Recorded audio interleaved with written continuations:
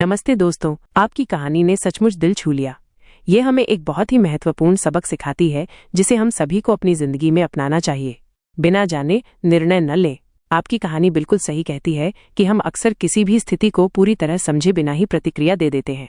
हम तुरंत निष्कर्ष निकालने लगते हैं और सामने वाले व्यक्ति को जज करने लगते हैं। डॉक्टर के केस में परिवार को लगा कि वो घमंडी है, जबकि हकीकत कुछ और ही थी। डॉक्टर अपने बेटे के निधन के दुख से जूझ रहा था, लेकिन फिर भी उसने अपने कर्तव्य को प्राथमिकता दी।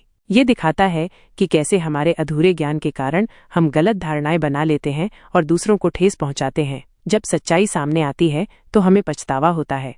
दूसरों के प्रति सहानुभूति रखें। ये कहानी हमें सहानुभूति और धैर्य रखने की प्रेरणा देती है। हमें हमेशा याद रखना चाहिए कि हर व्यक्ति अपनी जिंदगी में किसी न किसी संघर्ष से गुजर रहा होता है। हमें ये नहीं पता होता कि सामने वाला व्यक्ति किस परिस्थिति का सामना कर रहा है। इसलिए किसी पर भी टिप्पणी करने से पहले या कोई प्रतिक्रिया देने से पहले हमें विचार करना चाहिए और स्थिति को समझने की कोशिश करनी चाहिए। अपने कर्मों को बेहतर बनाएं।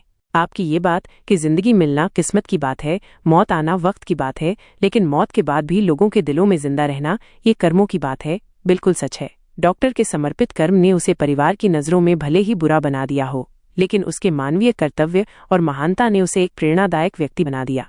हमें हमेशा अपने कर्मों पर ध्यान देना चाहिए। अच्छे कर्मों से ही हम दूसरों के दिलों में जगह बना सकते हैं और एक सकारात्मक प्रभाव छोड़ सकते हैं। हमेशा बेहतर बनने का प्रयास करें। अंत में आपकी हमेशा की बात, अच्छे बनो, बेहतरीन बनने की कोशिश करो। कुछ ऐसा करो कि दुनिया करना चाहे ठीक तुम्हारे जैसा। इस कहानी के सार को पूरी तरह से समेटती है। हमें लगातार खुद को विकसित करना चाहिए, न केवल कौशल में बल्कि मानवीय मूल्यों और नैतिकता में भी। जब हम ऐसा करते हैं तो हम न केवल अपने लिए बल्कि दूसरों के लिए भी एक प्रेरणा बनते हैं। क्या आप ऐसी ही कोई और कहानी साझा करना चाहेंगे जो ऐसे ही गहरे सबक सिखाती हो?